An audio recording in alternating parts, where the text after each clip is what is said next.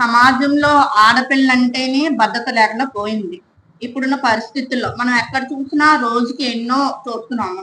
అటువంటి పరిస్థితుల్లో ఉన్నాం. మీరు అసలు ఈ స్కూల్లో ఆడపిల్లలకి ఎటువంటి మానసిక ధైర్యం ఇస్తున్నారు? పబ్లిక్ లో వెళ్ళేటప్పుడు కానీ, సమాజంలో తిరిగేటప్పుడు కానీ ఆడపిల్లలకి వాళ్ళు ఎలా రక్షించుకోవాలని మీరు చెప్తున్నారు? ఎట్లా వాళ్ళకి గైడింగ్ ఇస్తున్నారు మీరు? అసలు వాళ్ళు ఎలా కాపాడుకోవాలనేది మీరు చెప్తున్నారా ప్రత్యేకించి? మంచి ప్రశ్న అడిగావమ్మా. ఆడపిల్ల ఇప్పుడు ప్రస్తుత పరిస్థితుల్లో ఎన్నో ఇబ్బందులు ఎదుర్కొంటుంది. ఎంత చెప్పినా కూడా భద్రతాభావం తక్కువగా ఉంది. పేరెంట్స్ లో కూడా కొంచెం ఆత్మన్యూనతాభావం ఉంది. మా అమ్మాయి మార్నింగ్ స్కూల్కి వెళ్తుంది, ఇంటికి క్షేమంగా తిరిగి వస్తుందా లేదా అనేది. కానీ మా పాఠశాలకు వచ్చిన ప్రతి పిల్లకి మేము నేర్పించింది ఏంటంటే, ఆడపిల్ల ఎప్పుడు కూడా ఇంటికి సంబంధించి ఇంటిలో కుందేలాగా, ఇంటికి వంటకు సంబంధించేలాగా ఇంట్లో ఏవో పనులు చేసుకునేలాగా కాదు. మగవాడితో సమానంగా మనం పైకి వెళ్ళాలి, అన్ని విషయాల్లో మనం ముందుకు వెళ్ళాలి. మీరు ఎవ్వరు కూడా ఏ విషయంలోనైనా దేనికి భయపడవలసిన పని లేదని చెప్పి మాకు మార్షల్ ఆర్ట్స్ ట్రైనర్ని కూడా మేము పెట్టామమ్మా. Weekly twice martial arts training వాళ్ళకి ఇస్తారు. దాంట్లో స్పెషల్ ట్రైనింగ్ పొందుతున్నారు. దాంతో పాటు మేము ఎన్సీసీ ట్రైనింగ్ ఇస్తున్నాము. ఎన్సీసీ అనేది చాలా అద్భుతమైనటువంటి వరమే. అన్ని పాఠశాలలో ఉండదు. గవర్నమెంట్ పాఠశాలలో, మా పాఠశాలలో కూడా లేదమ్మా. పాఠశాలలో కూడా లేదు.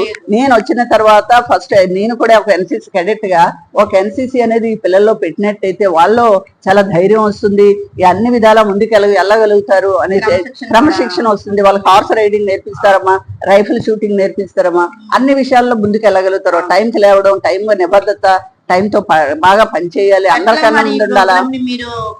అది అసలు మాకు ఇవ్వలేదు. అది అసలు ఎన్సీసీ అనేది మాకు ఇవ్వలేదు. ఇక్కడ 13 ఆంధ్ర అని లాసెన్స్ విలేజ్ లో ఉంది. దానికి 4-5 సార్లు వెళ్ళి రిక్వెస్ట్ చేశాను. అమ్మ మీకు లేదమ్మా అన్నారు. అప్పుడైతే మీరు విజయనగరం వెళ్ళండి అన్నారు. విజయనగరం మీరు నమ్మరమ్మా, నేను 20 టైమ్స్ పట్టుదలకు వదలకుండా నా పిల్లలకి ఎలాగైనా నేను ఎన్సీసీ తేవాలి అనే ఉద్దేశంతో 20 సార్లు తిరిగితే మొత్తం మీద ఎన్సీసీ ఒక యూనిట్ అనేది వచ్చారు. వాళ్ళు వచ్చారు, చెక్ చేశారు, రిక్కి పెడతారనమాట. పెట్టిన తర్వాత ఇక్కడ ట్రైనింగ్ పెట్టినా, నైట్ క్యాంప్స్ పెట్టినా ఇక్కడ అందుబాటులో ఉంటుందా, పిల్లలు రోజు ట్రైనింగ్ పొందగలుగుతారా అన్ని చూసిన తర్వాత ఆ పిల్లలకి అందరికీ కూడా మొత్తం అంతా ఇక్కడ 1000 మంది పిల్లలు అయితే మనకి ఒక సంవత్సరానికి 100 మంది తీసుకుంటారనమాట. ఈ 100 మందిని కూడా రిక్రూట్ చేసేటప్పుడు కూడా ఎంత ఇబ్బంది కలిగిందంటే, ఒక డాక్టర్ ఉండాలన్నారు, ఒక అంబులెన్స్ ఉండాలన్నారు. ఎన్నో విధాలు ఎన్ని ఇబ్బందులు కలిగించినా పట్టుదల వదలలేదు. అందులో అది అంబులెన్స్ పెట్టుకొని, డాక్టర్ని పెట్టుకొని, మెడికల్ సర్టిఫికేట్ పెట్టుకొని మొట్టమొదటిసారి ఫస్ట్ యూనిట్ అనేది స్టార్ట్ అవ్వాలి అనేది నేను ఒక కలగా పెట్టుకున్నాను. ఆ కళ నెరవేరింది. పిల్లలందరూ ఫస్ట్ 50 మెంబర్స్ ముందు ఎన్రోల్ అయిపోయారు. ఇప్పుడు రెండో 50 మెంబర్స్ కూడా ఎన్రోల్ అయ్యారు. ఇప్పుడు 50 మంది ఇప్పుడు రఘు ఇంజనీరింగ్ కాలేజ్ లో ట్రైనింగ్ పొందుతున్నారమ్మా. మీకు ఫొటోస్ చూపిస్తాను. పేరెంట్స్ చూసి అసలు ఎంత మా పిల్లలైనా అన్నట్టుగా అంత సంతోషపడిపోతున్నారు. ఆ పిల్లలందరికీ కూడా 4500 రూపాయలు వాళ్ళే ఇచ్చి ఆ uniform, NCC cadet uniform with shoes, kets with badges చూస్తుంటే ఈ పిల్లలు నా పిల్లలైనా అన్న ఫీల్ నాకు కలిగి నేను ఎంతో సంతోషంగా ఉన్నానమ్మా. ఈ విషయంలో మాత్రం ఈ పిల్లలందరూ కూడా ఎలా ఉన్నారంటే, మేము ఆడపిల్లలు అన్నట్టుగా కాకుండా మీరు చూస్తారు. ఆ పిల్లలు మీకు ఒకసారి ఎన్సీసీ మీకు ఆ ట్రైనింగ్, ఆ ఎన్సీసీ వందనం, అది ఆగస్టు 15 జనవరి 26 టైంలో మా పిల్లలతో మీకు కావాలన్నప్పుడు మిమ్మల్ని పిలుస్తాం. అదే మా పిల్లల యొక్క ప్రోగ్రామ్ మీరు చూస్తే మీరు కూడా అసలు గర్ల్స్ హై స్కూల్ ఆడపిల్లల స్కూల్ అయినా, ఇది ప్రభుత్వ బడేనా అన్నట్టుగా మా పిల్లలు ఈ రోజు ఉన్నారమ్మా. ఇది చెప్పడానికి నేను ఐ ఫీల్ ప్రౌడ్. మీరు చెప్తుంటే మాకు కూడా చాలా సంతోషంగా ఉంది మేడం. ఎందుకంటే ఆడపిల్లలు ఎప్పుడు కూడా వంటింటికి పరిమితం దేనికి కాదమ్మా. అది మనం పబ్లిక్ లో వెళ్ళినప్పుడు కూడా మనం ఎలా కాపాడుకోవాలి అని, అంటే ఆడవాళ్ళు వాళ్ళ శక్తిని మర్చిపోతుంటారు. ముందు మనం తక్కువ అనే భావం నేను కూడా చెప్తూ ఉంటాను. ఎంతో మందిని చూడమ్మా, ఈ కలెక్టర్ గారిని చూడండి, ఇప్పుడు నన్ను చూడండి, నేను ఒక గెజిటెడ్ ఆఫీసర్ గా ఇంట్లో ఇద్దరు పిల్లల్ని చూసుకుంటూ, నా ఇంట్లో తల్లిలను, అత్తలను, మామగారులను అందరినీ చూసుకుంటూ ఈ రోజు ఈ పొజిషన్ లో నేను ఉన్నానంటే, అప్పుడు చదువుకోకుండా ఉండుంటే నేను మీ ముందు ఇలాగ ఒక పొజిషన్ లో నేను ఉండను కదా.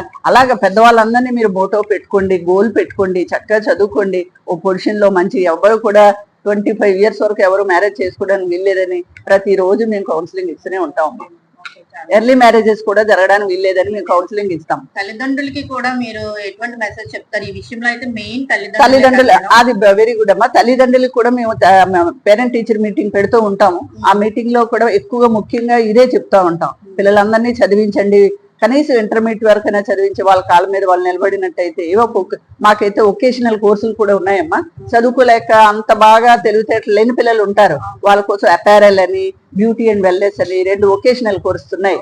ఆ వొకేషనల్ కోర్సెస్ లో కూడా వాళ్ళు చేసినట్టయితే ఆ కోర్సెస్ లో వాళ్ళు వేరేగా జాబ్స్ పొందడానికి కూడా అవకాశం ఉంటుంది.